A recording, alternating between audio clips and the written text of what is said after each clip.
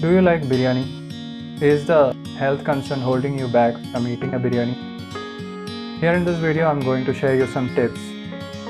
Whatever biryani you eat, whether you buy it or cook it at home, these tips are going to make sure that your biryani is a healthy one. I'm Dr. Prasoon. Welcome back to Foodie. So let's get started. All of us like biryani, but when it comes to eating the biryani, we always go to a hotel or restaurant where it is easily available.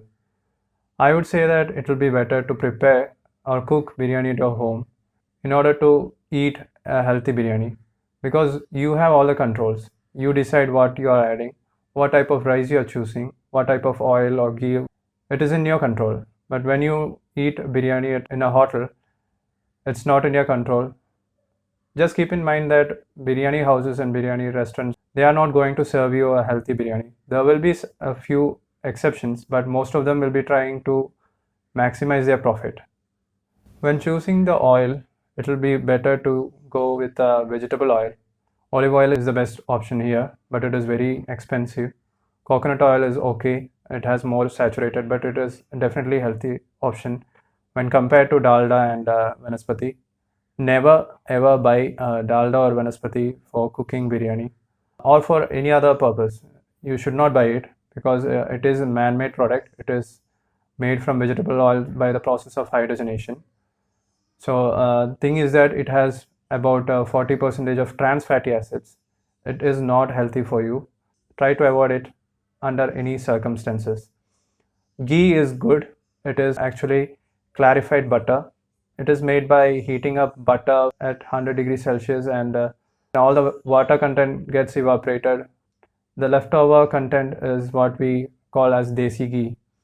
It is a natural product and it is always better to use. It is definitely the healthier option when compared to dalda and vanaspati. Avoid taking too much of gravy because it is the gravy which contains the maximum amount of fat, oil, ghee, onions and all.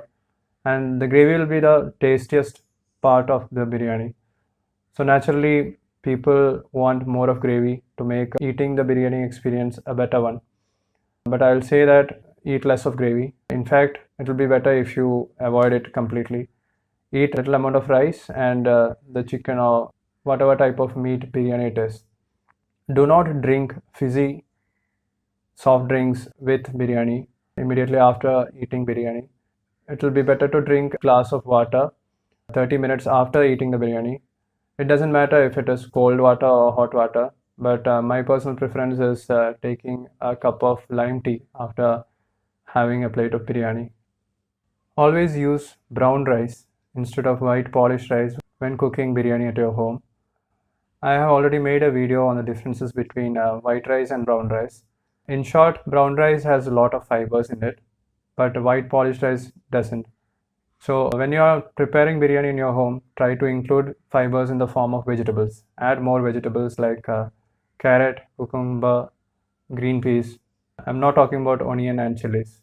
Avoid the pickles. When cooking biryani at home, do not shallow fry or deep fry the chicken or the meat. Instead, let it cook in the biryani itself. Now, if you know some hotels or restaurants where they are frying the meat before preparing the actual biryani, I would say that you better avoid such hotels and restaurants and find other places where they prepare the actual biryani in the proper way. Biryani is not to be considered a daily diet. When compared to our daily diet like roti or rice, it always has a higher amount of fat in it. So eat it only in special occasions or at least once in a week. Do not eat it on a daily basis. I'm saying this based on my logic and not on any studies that have been conducted. So if you have any comments, please leave it in the comment section below. I hope you all like this video. Please share it with your friends. We need your support. We are just starting up. Please like our Facebook page, subscribe to our YouTube channel. We are also on Instagram, follow us there.